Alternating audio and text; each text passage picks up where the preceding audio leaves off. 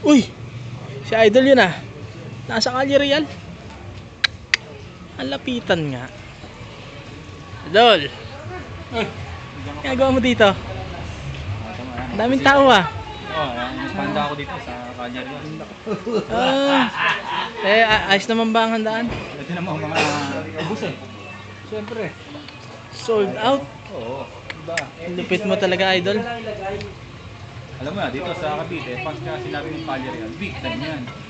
Iba, Pera. kami ngayon, 1.5 million ang ubus ko rito. Oh. Oo. Palupit mo.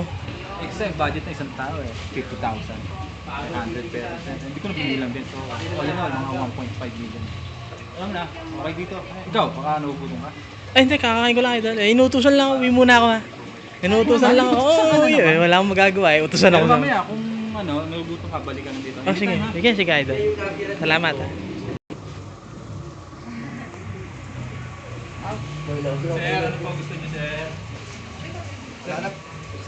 Ang layo-layo ng pinunta. Ito lang ang Pasensya na bang napapagalitan ako. Pasensya niyo na ako.